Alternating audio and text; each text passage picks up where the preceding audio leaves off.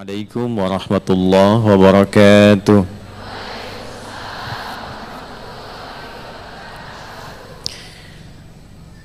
Alhamdulillah tamam alhamdulillahu ta'ala.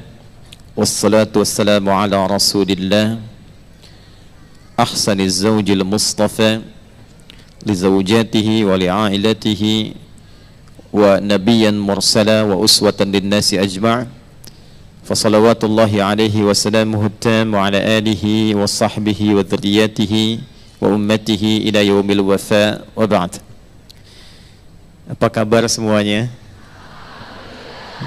Alhamdulillah, Masya Allah, luar biasa, Allahu Akbar. Iya, sama kayak anak TK kemarin saya tanya. Baik, yang pertama kita bersyukur kepada Allah Subhanahu wa Ta'ala atas segala kebaikan yang Allah berikan kepada kita sampai hari ini dan segala nikmat yang Allah anugerahkan sehingga masih dapat menjalani kehidupan dengan baik sampai dengan pagi ini. Semoga nikmat-nikmat itu juga diberikan kepada kita semua kemampuan untuk mensyukurinya. Syukur itu penting karena dengan syukur itu bisa meminimalisir kekecewaan. Syukur itu bisa berpotensi menghilangkan kegelisahan. Dan syukur itu juga bisa, yang paling penting, menata nafsu supaya tidak hadir sifat-sifat tamak yang menggelisahkan. Semoga Allah juga memberikan kepada kita semua kenikmatan untuk bersabar. Yang dengan sabar itu berbagai macam persoalan kehidupan yang dialami sebagai bagian dari ikhtiar kita mendapat pahala dimudahkan oleh Allah Subhanahu wa Ta'ala untuk menjalaninya. Jadi di dunia ini, Bu, hanya ada dua, dan dua ini bagaikan sayap burung. Jadi kalau satu bermasalah, sulit untuk terbang. Jadi kalau satu tidak dimiliki, sulit menjalani aktivitas kehidupan dengan nyaman. Yang pertama syukur, kedua sabar. Aktivitas itu tidak akan lepas dari dua hal tadi. Jadi kalau kita tidak belajar tentang syukur dan sabar, ketika suka sulit untuk menata, ketika duka sulit untuk mendapatkan hal-hal yang melegakan. Dua itu saja. Jadi kalau babnya itu sudah selesai, insya Allah semua terlihat nyaman. Kalau bahasa Nabi itu begini, ajaban li amril mu'min. Orang beriman itu sebetulnya mengagumkan, kata Nabi. Ya, kenapa? Karena semua yang dialaminya itu terlihat baik dan nyaris tidak ada keluhan. Karena ketika mendapatkan sesuatu yang dirasakan itu sebagai anugerah yang bisa dinikmati, harta yang bertambah, ada kedudukan yang didapatkan misalnya, anak mendapatkan prestasi, babnya ada syukur, maka syukur menghentikan pamer. Syukur menghentikan riya. Syukur mengarahkan kenikmatan lebih berkualitas lagi. Karena itulah ketika seseorang bersyukur dan sudah mampu mengelola nikmatnya, Allah tambahkan lagi. Itu babnya seperti itu. Ya. Tapi kalau belum mampu mensyukuri sehingga menjadi beban dalam hisab, terkadang Allah tahan dulu supaya lulus mensyukuri nikmat yang pertama. Biasanya kan kalau sudah punya sepeda minta apa? Motor. Sepeda aja belum pernah dipakai ke masjid, belum pernah dipakai ke majelis taklim, dipakai olahraga terus, sementara itu dihisab kan. Nah, supaya bisa menggunakan dengan baik, hisabnya ringan, baru turun motor. Baru dapat motor sudah minta apa? Ayo terus tambah tuh.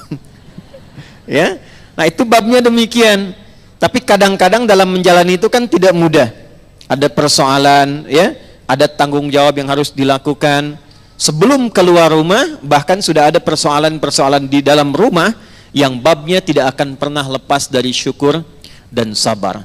Untuk itulah materi kali ini akan terfokus kepada pembahasan dimaksud dengan mengambil contoh keteladanan dari ibunda kita semua tercinta, manusia terhebat di zamannya yang disanjung oleh Nabi SAW dari kalangan perempuan yang Allah jaga dalam hidupnya sampai di makamnya dan dijanjikan langsung melalui lisan Nabi SAW yang diperintahkan oleh malaikat Jibril mendapatkan langsung berita dari Allah saat malaikat Jibril turun ke rumah Nabi sallallahu alaihi wasallam di Mekkah. Lalu beliau menyampaikan saat Sayyidah Khadijah datang membawa makanan itu dengan keadaan yang sangat mulia, maka malaikat Jibril menyampaikan pada Rasulullah sallallahu alaihi wasallam, "Ya Rasulullah sallallahu alaihi wasallam, sampaikan kepada Sayyidah Khadijah bahwa Allah mengirimkan salam untuknya dan dariku juga." Allah mengirimkan salam untuknya dan dariku juga. Dan sampaikan kepada istrimu Sayyidah Khadijah, wa kama qala, Allah telah menghadiahkan satu tempat di surga berlapis mutiara yang kokoh, yang tidak akan pernah menghadirkan di dalamnya lelah lagi. Tidak akan pernah menghadirkan di dalam rumah yang mewah dan indah itu segala kelelahan yang pernah dirasakan dalam pengabdiannya selama menjadi istri Nabi sallallahu alaihi wasallam. Bagaimana beliau mendapatkan semua kemuliaan tadi sampai terjamin bahkan dalam suasana kuburnya. Jadi saya baru tiba dari salah satunya di Mekah beberapa pekan yang lalu. Dan di antara agenda yang sebetulnya tidak terjadwalkan, tapi Allah antarkan. Jadi Masya Allah, kami ini mengajar, Bu, sering menyampaikan keteladanan dari beberapa sahabat. Itu di periode kemarin kami berangkat, Allah memperkenankan, memperjalankan ke setiap sahabat-sahabat yang kami sampaikan dalam ta'lim, yang tidak terfikir sebelumnya. Di Madinah, malamnya persiapan berangkat mau ke Mekah, tiba-tiba dapat telepon harus segera datang ke kantor imam Masjid Nabawi. Lalu begitu sampai di sana, saya kira akan diterima di kantor, ternyata langsung diajak cepat menuju tempatnya para imam. Di sana ada yang sedang murajaah. Jadi imam itu sebelum mengimami, imam Masjid Nabawi itu murajaah dulu, ya, setoran hafalan. Ya, kemudian mengulang-ulang baru mengimami. Lalu diajak bertemu ke ketua semua kantornya di situ, kita diskusi, ngobrol. Kemudian selesai, tiba waktu Isya, semua berhenti, saya dibawa khusus ya dan ditemani staf yang lain diberhentikan, kita diajak ke makam Nabi. Setelah itu di depan makam Nabi bersalawat, mengucapkan salam, ya, kemudian langsung ditempatkan di Raudhah, ya. Selesai Isya pulang. Begitu tiba di Mekah, ada seorang ustadz luar biasa, 30 tahun mengabdikan hidupnya, tinggal di Mekah, dan beliau dalam sakitnya saat puasa, itu memohon kepada Allah dan menyampaikan kepada anaknya, kalau nanti ambuk meninggal, ya, ingin rasanya satu, meninggalnya itu di bulan baik, ya, kalau enggak di Ramadan bisa ke Syawal. Kemudian disolatkan di Masjid Al-Haram. Yang ketiga, itu menginginkan dikuburkan di Ma'la, di dekat makamnya Sayyidah Khadijah. Terkabul semua. Dan itu di Ma'la itu sudah penuh, Bu. Sudah penuh. Jadi kalau ikhtiar manusia itu rasa-rasanya sudah tidak ada slot untuk dapat tempat di sana. Dan saat masuk ke Masjidil Haram, itu tempatnya bukan Ma'la, kan dituliskan di atasnya itu keterangannya, dikuburkannya di pemakaman raya namanya. Begitu masuk mau disolatkan, baru dikabari dapat tempat di Ma'la. Persis dekatnya makam Kiai Haji Maimun Zubair, dan ke atas nanti ke sebelah kirinya naik ke atas itu makam Sayyidah Khadijah. Maka saya putuskan untuk berziarah, ya, ke hamba mulia ini. Jadi saya ingin datang langsung ba'da zuhur. Qadarullah ba'da zuhur itu bukan waktunya ziarah. Ziarah itu ba'da subuh dengan ba'da asar, 2 waktu. Tapi perhatikan bagaimana cara Allah itu menghendaki. Kalau sudah berkehendak, terjadi. Maka apa yang terjadi? Kami cuma sampaikan, ada kawan kami, ayahnya meninggal. Kami datang jauh-jauh ke sini hanya untuk berziarah. Tidak ada yang lain. Maka apa yang terjadi? Alhamdulillah. Jadi yang datang cuma saya, kawan, ada staf 2 orang, 4 orang. Dan suasananya sudah sepi, kosong.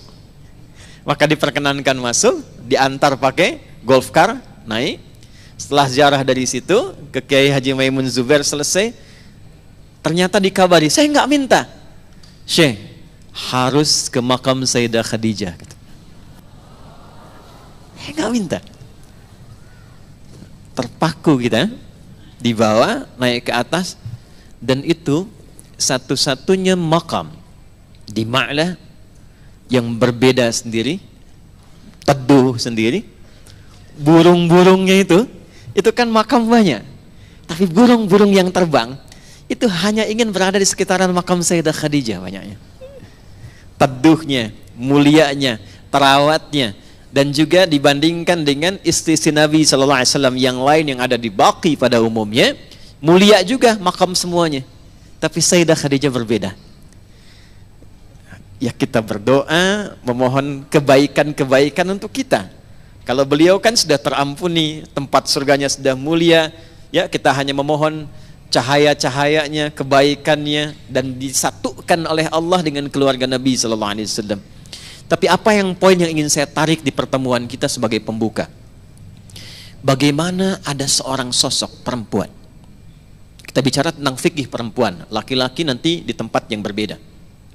Bagaimana menjadi seorang perempuan yang mulia, sampai-sampai di dunianya mendapatkan kemuliaan yang diberkahi, dikenang setelah wafatnya.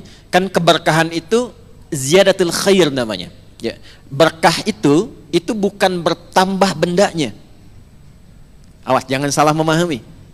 Berkah itu bukan banyaknya, berkah itu bukan kuantitasnya, tapi berkah itu bertambah kualitasnya, memanjang kenangan kebaikannya. Dalam bahasa Arab disebut dengan ziyadatul khair namanya. Ya, kurang lebih demikian. Ya, ini kelihatan Bu? Ya, saya tulis dulu ya, baru kelihatan nanti ya. Nah, saya besarin tuh. Nah, ziyadatul khair. Ya, di sini sudah pada pinter insya Allah ya. Belum ditulis belum, ya kan? Nah, ya. Ziyadatul khair, bertambah nilai kebaikannya. Nah, orang yang usianya berkah, Ibu pernah dengar doa, ya Allah berkahi umurku kan? Bukan ajal. Ajal dengan umur itu beda. Apa artinya ajal? Ya. Nah, waktu kita terbatas. Kita ambil ilmu sahabat saja dengan cepat. Kalau belum tahu, katakan wallahu a'lam. Baik. Apa artinya ajal? Ya. Mau dapat ajal? Pasti. Udah kenceng diralatnya. Pasti. Baik, pasti. Baik. Ajal itu pada mulanya, pada asalnya, itu yang kita sebut dengan usia. Batas kehidupan. Ajal itu batas kehidupan. Jadi usia itu kalau dibawa ke bahasa Qur'annya, atau bahkan bahasa Arab standar, itu asalnya namanya ajal. Setiap kita itu kan ada ajalnya, ada batas usianya. Dalilnya coba diambil satu saja, Quran surah ke-7 ayat 34 misal ya, Quran surah ke-7 Al-A'raf ayat 34, walikulli ummatin ajal فَإِذَا جَاءَ أَجَلُهُمْ لَا يَسْتَأْخِرُونَ سَاعَةً وَلَا يَسْتَقْدِمُونَ. Setiap umat, bukan satu dua orang saja, semua yang menjalani kehidupan di bumi itu punya batas usia. Kenapa ditekankan kata ajalnya? Untuk memberi kesan bahwa kehidupan di dunia ini tidak abadi. Penting dicatat itu Bu ya. Kehidupan di sini tidak abadi, akan ditinggalkan. Karena itulah ketika ditinggalkan, diumumkan kan, telah meninggal dunia. Nah, artinya ajal telah tiba. Baik, sampai di sini bisa dipahami. Nah, itu tidak hanya kita paham, tapi tanamkan dalam jiwa. Di sini tidak abadi, akan pindah ke tempat lain. Nah, pertanyaannya, ketika pindah ke tempat lain itu meninggalkan jejak yang baik tidak di dunia. Ibu kan keluar dari sini, setidaknya baru keluar sudah dibincangkan kan? Masya Allah, jamaahnya rapi, tertib, nggak ada sampah ketika selesai kajian. Kemudian jamaah-jamaah yang sekarang ngaji tenang, tidak ada yang ngobrol, itu kan? Nah, itu jejak kebaikan yang ditinggalkan. Karena itulah sebelum meninggalkan dunia ini, selain mencari bekal ke tempat baru, kita diberikan bimbingan oleh Allah dan Rasul untuk meninggalkan kenangan-kenangan yang baik, yang kalau diikuti jadi pahala, Bu. Jadi itulah indahnya dalam Islam. Datang baik-baik, pulang pun baik. Karena itu saat datang kan disambut senyuman kan? Ini kan kejadian luar biasa sebagai isyarat. Bayi lahir, bayinya nangis, kok bisa orang yang menyambut senyum? Ya? Ada nggak ketika bayinya lahir misalnya yang lain ada yang menertawakan, yang meledek, mencela, rata-rata senyum. Tapi ketika meninggalkan dibalik, kita yang tersenyum, orang yang menangis. Kenapa? Karena kita bahagia meninggalkan jejak-jejak kebaikan, dan orang merasakan sedih karena kehilangan kebaikan itu yang dirasakan saat sedang dibersamai oleh orang baik itu. Nah, cara mengisi ajal supaya baik itu yang disebut dengan umur namanya. Jadi umur asalnya bukan usia artinya. Hanya diambil makna umum menjadi usia untuk memberikan kesan kepada kita. Selama menempuh usia itu isi dengan umur. Contoh begini, ibu kalau ada yang tanya umurnya berapa, saya paham rata-rata 17 tahun ke atas ya, ada yang atas kan? Ada yang atas, ada yang memang demikian. Tapi ketika kata umur itu muncul, itu maknanya 3. Nanti kita akan tarik ke kaidah dari Sayyidah Khadijah. 1, al-umur bimakna mengandung arti segala yang bermanfaat. Saya pakai kacamata nggak apa-apa ibu ya, ya untuk jelas menulis. Biasanya saya kalau menghadap jamaah ibu-ibu saya lepas kacamata. Ya, walaupun saya sudah berdoa kepada Allah dan sudah menanamkan pada diri saya, hanya istri saya yang paling cantik. Itu sudah doa saya yang paling utama. Ini live nggak? Tenang bun ya, aman insya Allah. Iya. Dan saya memohon kepada Allah demikian, ya Allah, jadikan siapapun yang aku pandang tetap istriku yang paling mulia, dan jangan pernah tanamkan pada jiwaku keberpalingan dari istriku dan ketertarikan selain apa yang istriku ridhai. Jadi ibu jangan berharap banyak kepada saya. Ya.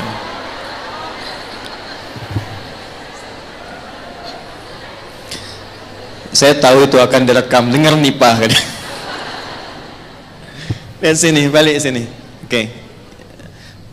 Sampai mana tadi kita itu umur? Insya Allah ingat. Segala yang bermanfaat. Ya. Baik. Ini saya buka kaidah umumnya dulu untuk menunjukkan kesan di akhir nanti betapa Sayyidah Khadijah memahami ini. Lalu kita tarik kemudian praktek dalam kehidupan beliau, poinnya apa, itu yang kita simpulkan nanti dan dibawa pulang.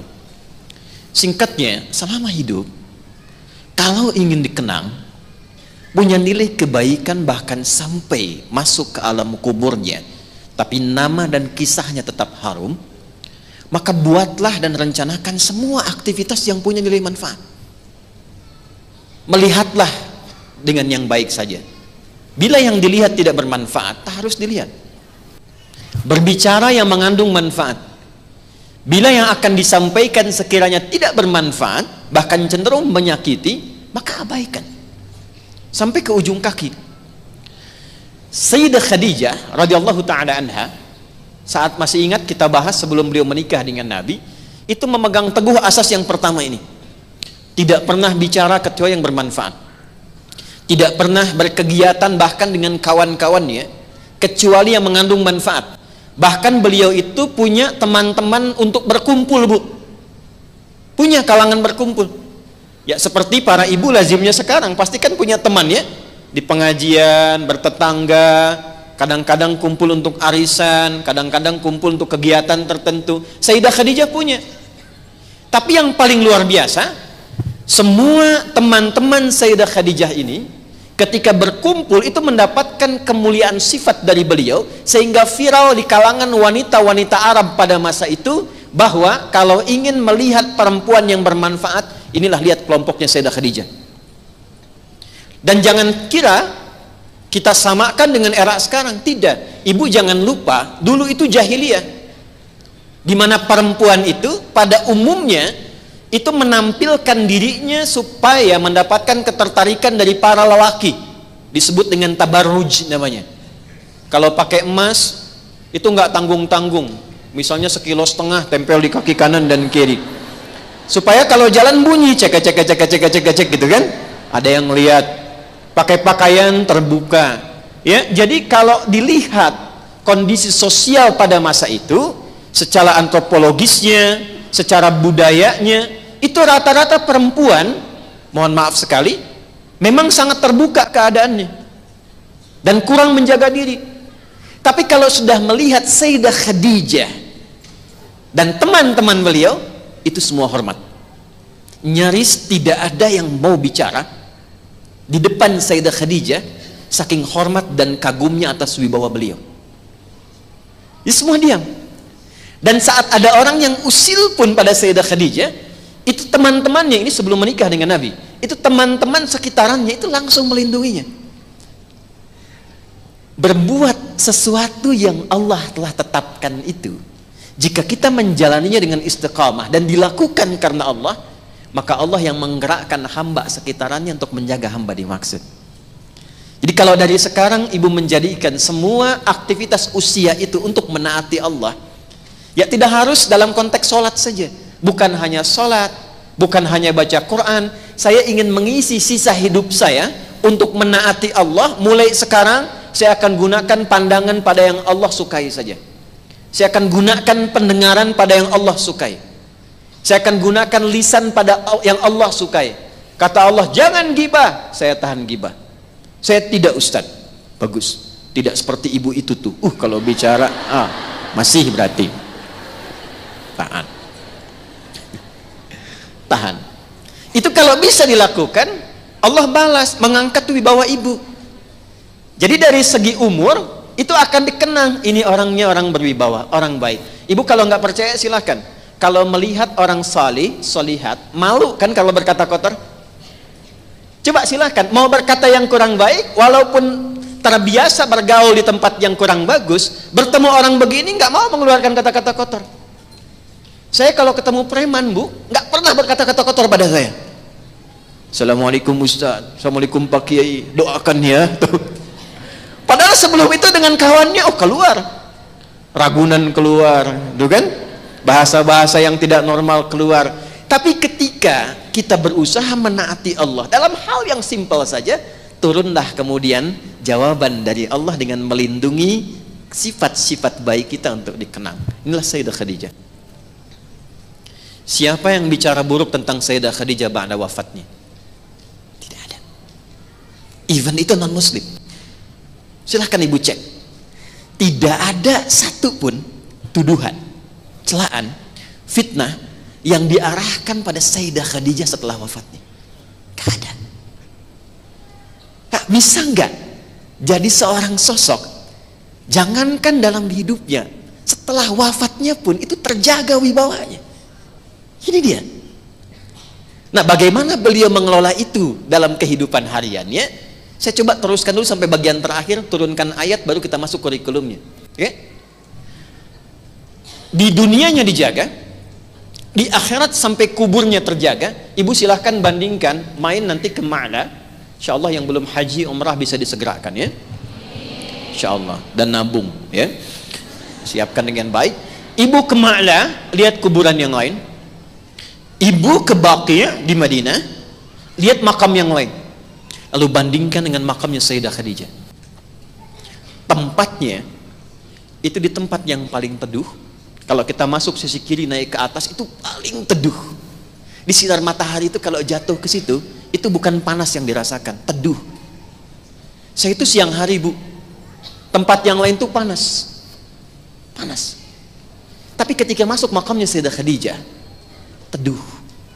Dari pagi sampai dengan ke sore itu teduh semuanya. Coba Anda bayangkan, dunianya harum, alam kuburnya harum, dan akhiratnya mendapat jaminan langsung yang salamnya dibawa oleh malaikat Jibril, hadiahnya langsung dari Allah, semua jenis kegelisahan, kelelahan, dan semua bentuk pengabdian selama di dunia itu dibalas langsung oleh Allah, berkebalikan dengan semua sifat surganya. Jadi misal begini, kalau di dunia pernah lelah, maka disiapkan surga yang tidak akan pernah lelah lagi. Kalau di dunianya pernah dengar ada perselisihan, maka disiapkan surga yang tidak pernah ada keramaian. Aduh, setiap bentuk perjuangan dan lelahnya dengan sifat sabar di dunia itu diganti oleh Allah dengan anugerah yang syukur tanpa batas di akhirat.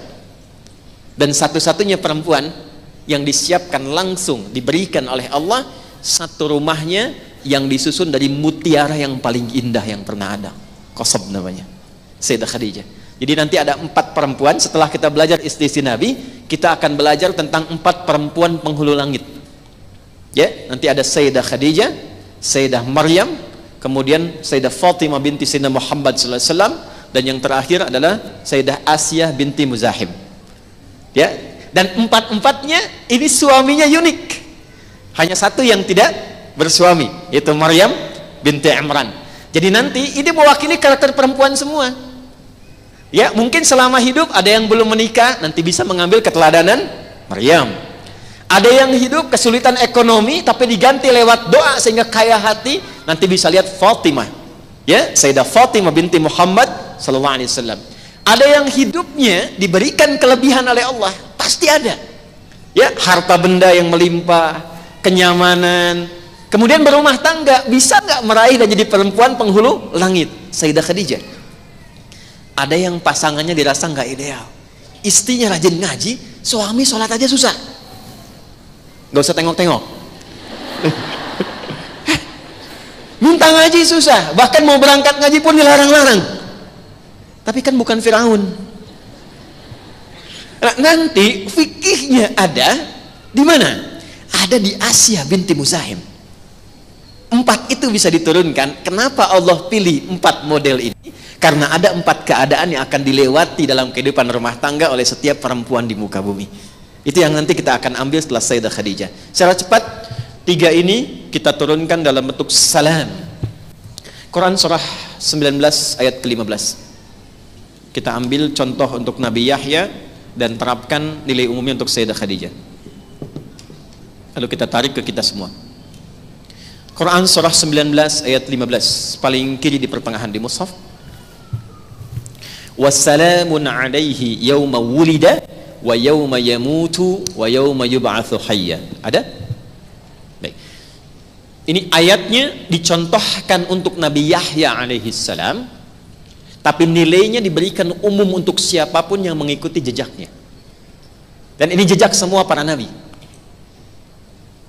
Wassalamun alaihi, dan diberikan oleh Allah kedamaian, ketentraman, kebahagiaan, kesuksesan. Salam itu bahagia, damai, tentram, sukses. Dan ada yang kelima, patuh taat. Ya. Sudah? Saat di dunia. Jadi orang-orang yang mampu mengikuti petunjuk di sini, maka dijamin oleh Allah hidupnya cenderung tentram, hidupnya cenderung damai dan bahagia. Kaya tapi tidak tenang, kan gak enak ya? Kan setiap saya kesini selalu saya bertanya kan, ibu pilih mana? Kaya tapi gelisah atau miskin tapi tenang? Tuh, masih konsisten kan? Ya, masih konsisten. Ya karena ketenangan itu faktor utama. Dan di rumah tangga itu sakinah itu duluan sebelum mawaddah. Mawaddah itu kan kekayaan yang mengantarkan pada kenyamanan, itu mawaddah. Tapi kaya nggak ada sakinah, hidup nggak enak. Karena itu tujuan berumah tangga itu yang paling pertama itu bukan karena menghadirkan cinta, bukan cuma itu, bukan karena ingin mematangkan kehidupan harta benda, bukan itu.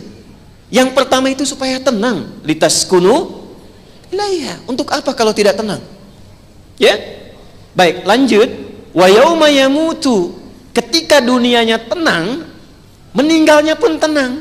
Makanya panggilannya hei jiwa yang tenang. Quran surah ke-89 ayat 27 sampai 30. Ya ayyatuhan nafsul mutmainnah irji'i ila rabbiki radiyatan mardiyah. Coba ibu bayangkan. Terbayang? Belum ya, kan belum saya sampaikan. Ada orang yang meninggalnya didahului dengan hidup yang tenang saat di dunia, damai, kemudian harta juga melimpah, kehidupan rumah tangga luar biasa, wafatnya tenang, nyaman, dan kenyamanannya itu bisa memberikan ketentraman pada orang yang masih hidup. Ya, kalau bahasa Quran itu ada di Quran surah 3 ayat 169 sampai 171. Ya, sampai-sampai saking banyaknya anugerah yang diterima, dia ingin mengatakan kepada yang masih hidup, nggak usah gelisah, nggak usah banyak menangis, jangan takut, kalau bisa cepat ke sini karena di sini mendapatkan lebih nikmat dibandingkan dengan kehidupan dunia.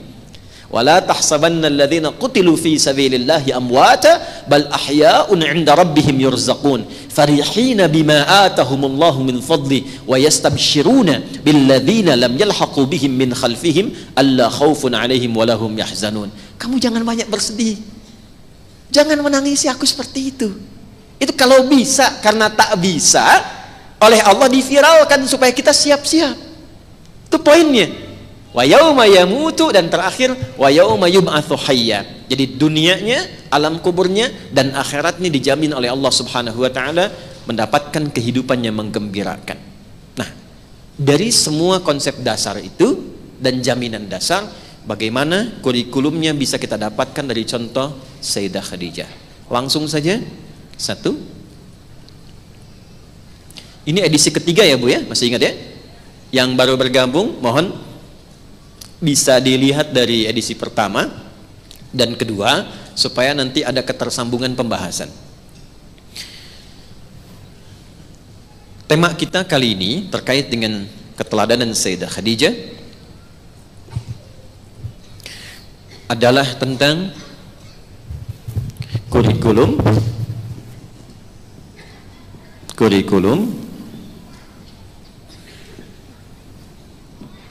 keluarga sukses dan bahagia. Ya. Ya. Sudah? Dan dasarnya kembali pada keteladanan Sayyidah Khadijah. Jadi dari Sayyidah Khadijah berumah tangga dengan Nabi sallallahu alaihi wasallam itu menurunkan banyak kurikulum. Nah, ini yang ketiga pembahasannya ini. Ini kita akan bagi dua bagian pembahasan ini. Satu terkait dengan konsep harta. Bagaimana menata harta di dalam kehidupan berkeluarga sehingga dengan harta itu sukses menjalankan misi dunia dalam konteks berumah tangga dan juga mendapatkan kebahagiaan dalam menjalaninya. Satu, bab harta. Sudah? Dua, tentang perhatian dan kasih sayang. Perhatian dan kasih sayang.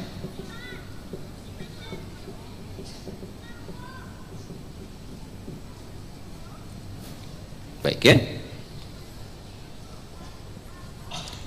Kalau mau ditarik ke bahasa Quran, yang ini mawaddah, yang ini rahmah. Sakinah datang belakangan nanti. Jadi kalau ini sudah optimal, datang sakinah. Kalaupun ibu namanya sudah sakinah, tapi tidak optimal mengelola dua ini, maka boleh jadi akan bergeser. Sudah? Yuk kita langsung mulai tentang konsep harta. Ibu sekalian, baik yang tersambung saat ini lewat tayangan YouTube ataupun juga yang berada di sini, kita masih ingat bahwa Sayyidah Khadijah Bahkan sebelum menikah dengan Nabi Sallallahu Alaihi Wasallam sudah diamanahi oleh Allah dengan harta yang sangat berlimpah. Saya tidak menggunakan kata dianugerahi, tapi menekankan kata diamanahi. Karena yang saya lekatkan di sini Sayyidah Khadijah. Ya, coba tinjau kata-kata itu. Bagaimana Sayyidah Khadijah memosisikan harta itu sebagai apa? Karena nanti banyak perempuan di muka bumi yang kalaupun mendapatkan harta, merasa harta itu adalah hasil dari kerja kerasnya, merasa harta itu adalah kepemilikannya, sehingga ada yang berpandangan ya terserah, karena punya saya gunakan kemanapun ya terserah saya. Lupa bahwa ketika harta itu berada di tangannya, pada hakikatnya itu adalah titipan atau amanah dari siapa? Allah Subhanahu wa ta'ala. Karena sifatnya titipan, maka berpotensi akan diambil kembali. Karena sifatnya titipan, maka berpotensi akan ditanya, kan?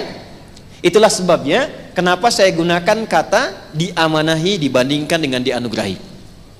Baik, perhatikan baik-baik. Ini rumahnya, lokasi atau lokasi kediamannya Sayyidah Khadijah kurang lebih demikian.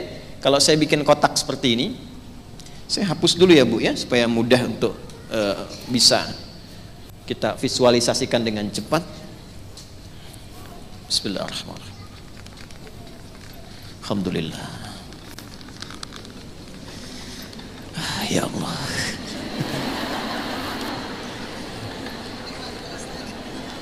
Ya. Ampuni mereka ya Allah. Ya, gak apa-apa. Biar saya aja yang datang sendiri. Saya udah olahraga Bu dari semalam. Malam main pingpong. Bismillah. Ini ya. Datang sendiri, nulis sendiri, ngapus sendiri. Sudah? Ini gambarkan di sini Ka'bah ya. Paling gampangnya saja. Nah, ini ya. Di sini saya ilustrasikan Hajar Aswad. Di sini makam Ibrahim. Nanti yang ikut umrah Desember saya tunjukkan ya peta-peta ini. Ini Hijr Ismail. Pelan-pelan. Kalau kita tarik garis lurus dari sini Hajar Aswad ke arah sini. Ya. Sudah? Nanti di sini ketemu rumahnya Nabi SAW dilahirkan. Dan kemudian tarik ke sebelah sini, ini ada kediamannya Sayyidah Khadijah.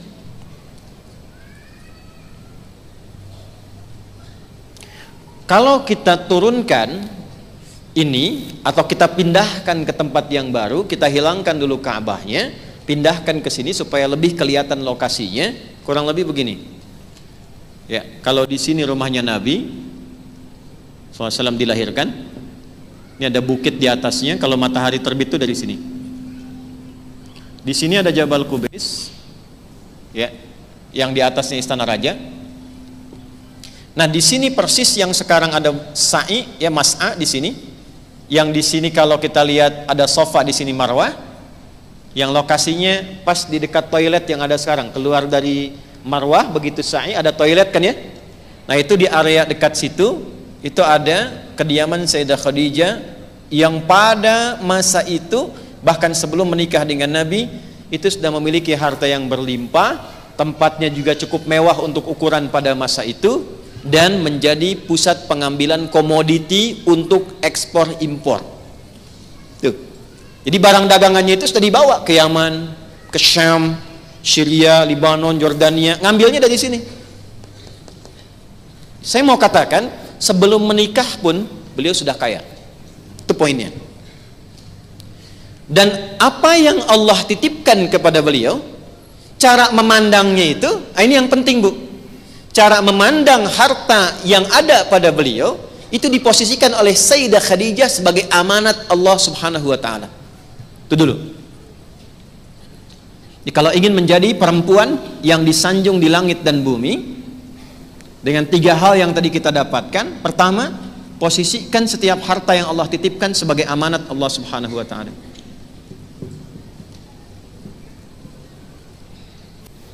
Tahan.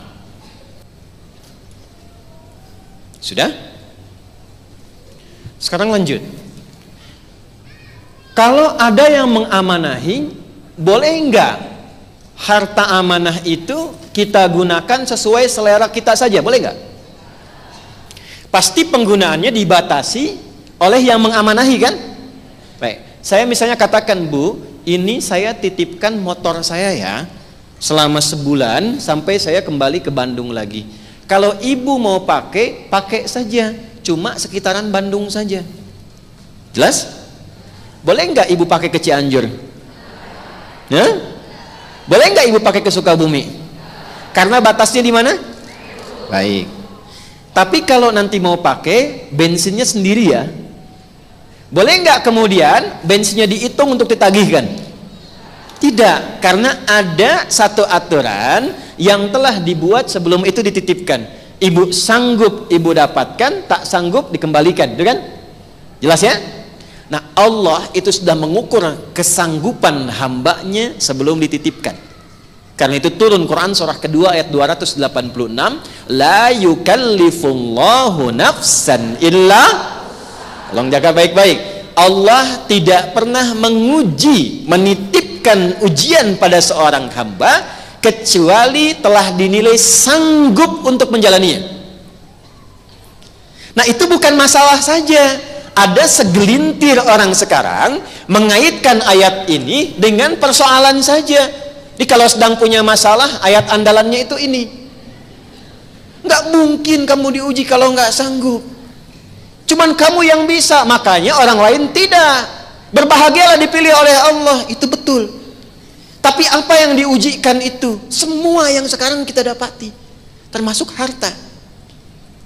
Jadi tidak mungkin si fulan dititipkan nilai sekian kecuali Allah menilai dia sanggup menjalankan itu. Lalu diberikan pedoman, begini cara menjalaninya. Perkara dia menggunakan nafsunya atau imannya, itu nanti kembali pada ikhtiarnya. Karena itu Allah turunkan bimbingan supaya benar mengelolanya. Dan tidak ada satupun di muka bumi ini manusia hidup yang tidak mendapatkan rizkinya. Itu nggak ada. Jadi nggak ada orang hidup yang tidak punya rezeki, nggak ada. Tak ada orang hidup yang tak punya harta, itu nggak ada.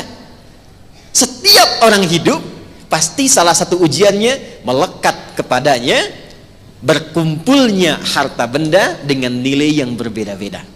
Tapi itu apa? Itu poinnya. Itu ditanya, Bu. Satu dari 4 pertanyaan itu, dari mana harta itu engkau peroleh dan kemana engkau gunakan? Masih ingat itu? Dari mana harta diperoleh, kemana digunakan?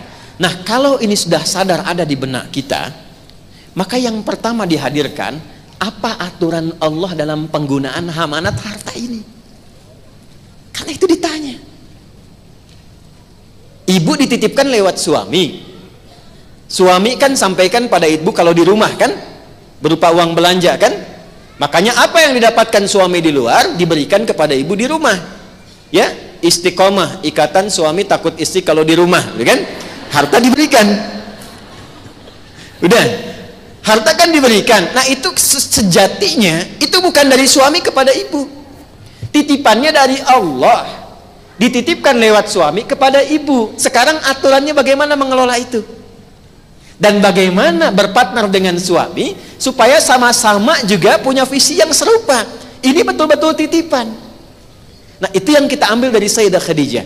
Sekaya apapun beliau sebelum menikah, setelah menikah visinya tetap sama. Ini amanah Allah. Maka yang dipelajari oleh beliau, apa yang diinginkan oleh Allah dari penggunaan harta ini saat saya berumah tangga dengan Rasulullah SAW. Ibu tahu kesimpulan terhebatnya apa? Beliau langsung menyadari, oh, kenapa saya diizinkan menikah 2 kali sebelum dengan Nabi Muhammad SAW dan tidak pernah menikah kecuali dengan orang yang sangat kaya di zamannya. Suami pertama kaya, suami kedua kaya, bertambah kekayaannya lagi. Ternyata beliau simpulkan, sesungguhnya bukan untuk menaikkan statusku dipandang sebagai orang kaya, tapi menyiapkan hartaku untuk membantu dakwah Nabi sallallahu alaihi wasallam. Jadi kalau ibu dititipkan harta yang terlihat cukup banyak bila dibandingkan dengan standar pada umumnya, kalau ingin seperti Sayyidah Khadijah, jangan langsung dipahami bahwa Allah menaikkan status saya sebagai orang kaya. Bukan. Justru Allah memilih ibu ibadah lewat harta itu. Karena mungkin ada orang yang dipandang hartanya nggak sama, dia punya keistimewaan ibadah dengan cara yang lain yang ibu belum sampai ke situ. Bu, si fulanah itu hafalan Qur'annya sudah 30 juz, 7 riwayat. Bangunnya tiap malam, puasanya Senin Kamis. Dan kadang-kadang puasa Daud. Orang mengatakan dia tidak punya apa-apa, justru karena saking dia merasa cukup dengan yang ada, dia gunakan sisanya untuk puasa. Kita yang lain belum sampai ke situ. Jangankan 30 juz 30 aja kadang-kadang jarang dibaca. Tahu An-Nas itu surat yang pendek, tapi berapa kali baca An-Nas dalam sehari? Tahu kita berusaha untuk ikhlas, tapi berapa kali baca Al-Ikhlas dalam sehari? Ya, dan cita-citanya surga Firdaus, pengen sama Sayyidah Khadijah lagi. Coba deh. Nah, makanya cara melihatnya apa? Kalau nggak sampai dengan kemampuan tenaga, kejar lewat harta. Pandai-pandai melihat Allah titipkan apa. Kan cuma 4 yang dititipkan itu. Ingat baik-baik itu ya, cuma 4. 1 ilmu. Dan diantara ibu pasti ada yang senang belajar, ikut pengajian, mencatat, mengajar lagi, ngajar tahsin. Nanti modelnya kita akan bahas setelah ini, Sayyidah Aisyah. Kan dari istri si Nabi itu semua karakternya mewakili perempuan di muka bumi. Ada yang kedua lewat harta. Yang ketiga kedudukan. Ada perempuan yang jadi bupati, wali kota, gubernur, berarti ada kedudukan kan? Kepala di rumah sakit ada, kepala dinas ada, kedudukan. Yang keempat dengan tenaga. Dia tidak terlihat punya kedudukan, dia tidak berlihat melimpah harta, atau juga ilmu yang istimewa, tapi dia gunakan tenaganya untuk mencari surga. Kalau modelnya di zaman Nabi, itu Bilal bin Rabah, Uthman, Abdurrahman bin Auf dengan harta. Baik. Ali bin Abi Thalib, Abu Hurairah, Salman Al-Farisi dengan ilmu. Ammar bin Khattab dengan kedudukan. Bilal azan, Allahu Akbar, Allahu Akbar. Selesai, Nabi komen. Kan sahabat tuh kalau Nabi komen, langsung mereka likes and subscribe. Langsung like and subscribe. Komennya apa? Kata Nabi, aku mendengar suara telapak kaki, terompah kakinya Bilal di surga. Atau kama qala Rasulullah SAW. Selesai azan. Maka Bilal menyimpulkan azan aja ke surga, ngapain saya ngikutin Utsman? Maka beliau konsisten dengan azan sampai hayatnya Nabi itu selesai, sampai Nabi meninggal dunia, itu ditawari jadi hakim agung yang gajinya melimpah, malah kabur dari suasana kota Madinah untuk mempertahankan kalimat Nabi, aku mendengar suara terumpah kaki Bilal di surga. Itu dicari dengan fasilitas, dengan gaji, tapi meninggalkan semua itu karena takut kehilangan kalimat Nabi yang pernah dijanjikan. Nah, sekarang ibu pandai-pandai melihat, kalau ternyata ada titipan dalam harta, bukan untuk mengangkat derajatnya dipahami sebagai derajat dunia. Jadi kalangan sosialita yang paling wah misalnya, dengan nama-nama tertentu, sekarang ada grupnya, ada gengnya, ada macam-macamnya, ya, itu bebas, silahkan menjadi pilihan. Tapi yang seperti itu sudah ada bahkan sejak eranya Nabi Yusuf, ya kan? Yang kumpul-kumpul hanya untuk ngobrol yang tidak jelas, sampai saking lupanya teriris jemarinya gitu kan?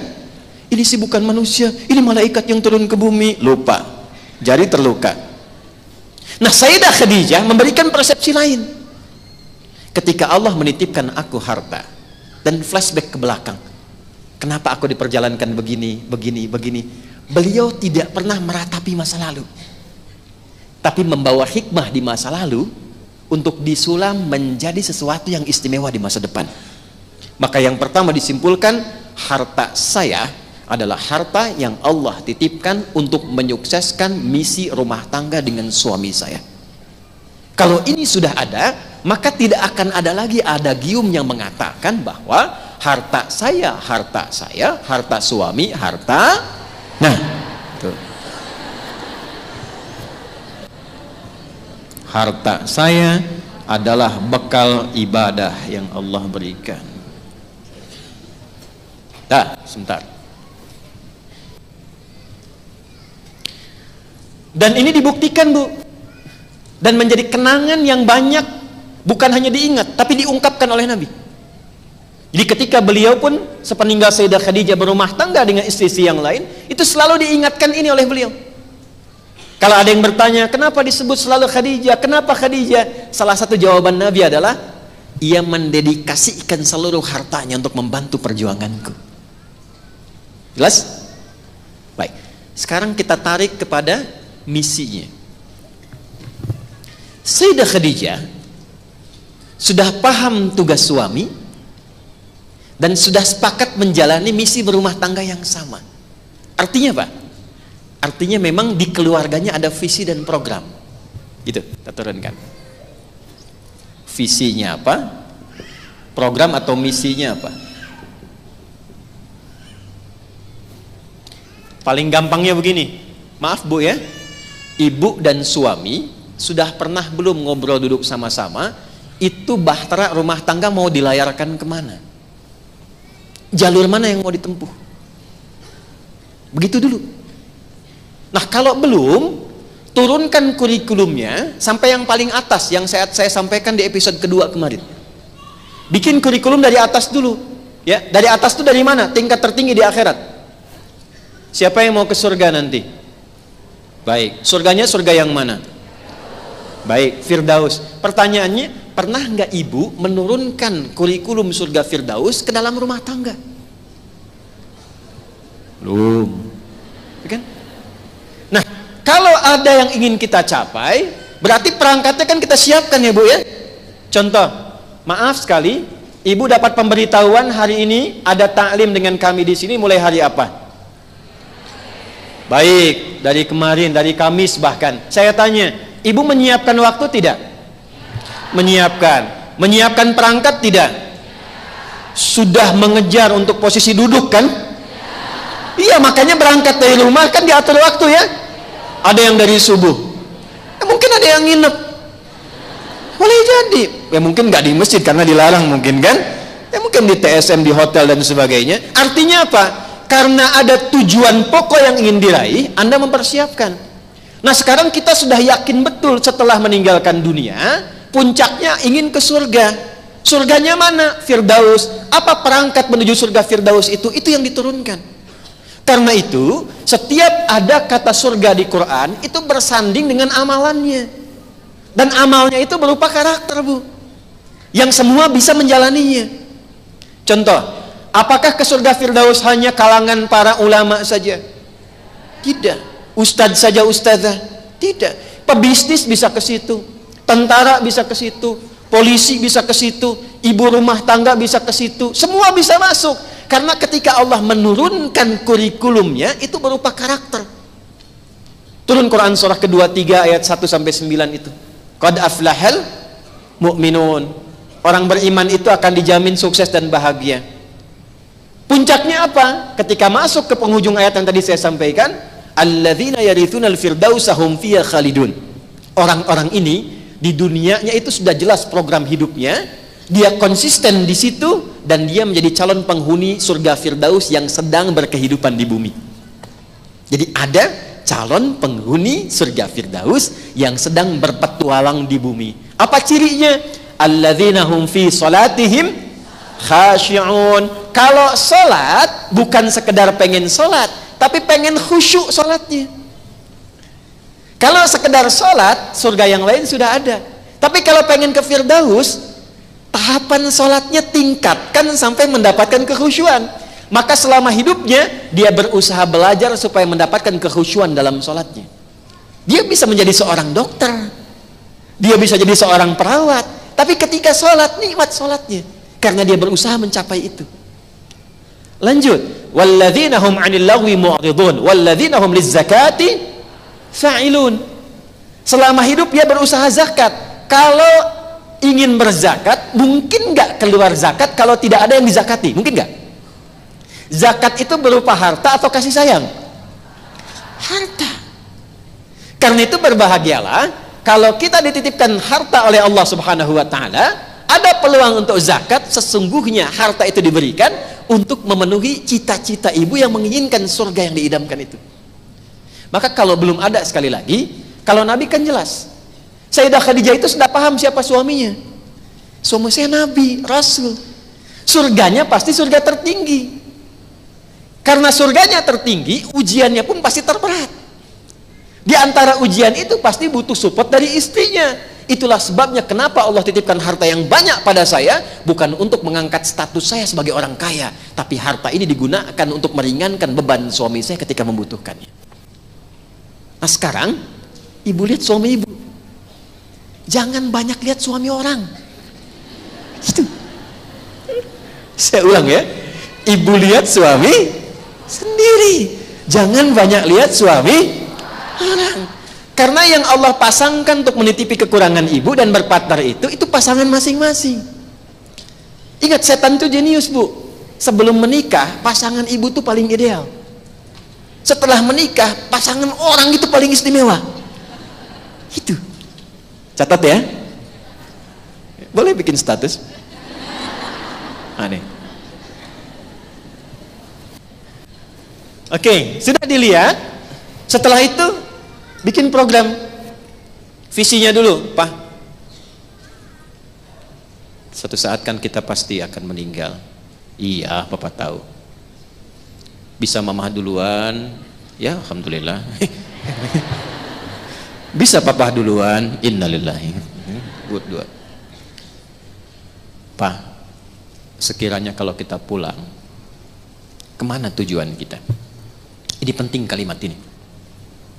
Ke surga lama. Surga mana yang mau kita pilih? Emang ada berapa? Turunkan. Ini yang standar, Pak. Surga biasa. Ini yang surga Aden. Ini yang surganya pintu tahajud, pintu Ar-Rayyan, puncaknya surga Firdaus. Ya sudah, Firdaus, bismillah. Dari situ lihat apa pekerjaan suami. Kemudian dari situ karena ingin ada surga Firdaus jadi jembatan terakhir, baru turunkan apa kecukupan harta sesuai dengan kegiatan yang dijalani, aktivitas yang dilakukan untuk mencapai tujuan tadi. Baru diturunkan. Jadi ketika Allah titipkan harta dan kita sudah punya program, itu tidak akan Allah berikan kepada kita kecuali untuk mewujudkan apa yang telah kita mohonkan dalam doa itu. Turunkan satu-satu. Misal, alladzina hum fi salatihim khashi'un, salat. Untuk salat khusyuk butuh tempat yang nyaman kan? Maka ketika Allah tambahkan harta untuk merenovasi rumah, wujudkan dulu itu. Jangan bikin kolam renang dulu, Bu. Tuh.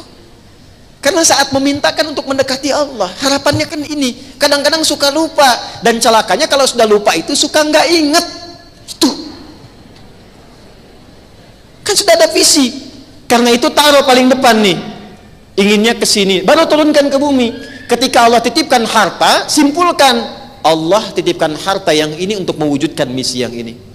Alladzina hum fi salatihim khashi'un. Salat, bikin mushola di rumah, bikin mihrab. Kisah nyata. Suami istri soleh dua-duanya. Demi Allah saya katakan nih pasangan ideal. Dan mereka sudah menetapkan surga sebagai tujuannya. Sehingga mereka menurunkan kurikulum surga ke aktivitas di rumah. Termasuk di harta, di sikap, kasih sayang, perhatian. Tiba suami karena lelah dalam pekerjaan, pulang ke rumah malam, itu terlambat bangun, istri bangun duluan. Kalau kita misalnya ingin visualisasikan, 2:30 biasa bangun, ini jam 3 suami belum bangun. Istri sopan, tunggu dulu, mungkin lelah. Begitu sudah lewat dari batas rakaat yang biasa dibaca, batas ayat yang biasa disampaikan dalam sholat, Yang diduga kalau ini terlambat lewat sekian, itu kehilangan nanti witirnya sampai ke fajar. Maka perhatikan cara istri mengingatkan. Dengan senandung, dengan syair yang sangat indah dan tidak melukai sedikit pun. Pa, kita musafir yang sedang di perjalanan, yang bekalnya masih sedikit. Sementara teman-teman kita sudah di depan lebih dulu jauh meninggalkan kita. Pa, kita takut bekalnya sudah habis dan kita kehilangan perjalanan dan tidak menyusul teman-teman kita di sana. Ayo Pa, kita perbanyak bekal lagi untuk menyusul teman-teman kita yang sudah jauh meninggalkan kita. Itu bahasa Arabnya demikian. Kalau diterjemahkan secara singkatnya begini, Pa, bangun Pa, bukankah kita menginginkan surga Firdaus? Teman-teman kita yang berusaha mencapai cita-cita yang sama sudah jauh meninggalkan kita di depan. Kita masih kurang di belakang.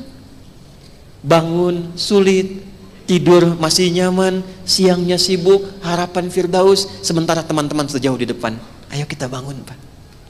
Tuh. Karena visinya sudah ada, itu saling mengingatkan. Suami bangun pun senang. Ada lagi kisah kedua yang saat akan mencari nafkah. Karena harapannya adalah surga, dan surga tidak akan pernah mengenal hamba yang lekat dengan yang haram. Maka istrinya, ini kisah nyata, setiap suami berangkat bekerja selalu membisikkan di telinga suaminya. Lihat kalimatnya, kalau bahasa kitanya, sayang, mohon kalau pulang bawa yang halal ya, sekalipun sedikit kami akan menikmatinya. Tapi mohon jangan pernah membawa yang haram, karena aku dan anak-anak tidak akan pernah merasa sanggup untuk merasakan dahsyatnya neraka. Itu setiap berangkat kerja. Pernah nggak ibu kirim WA ke suami demikian?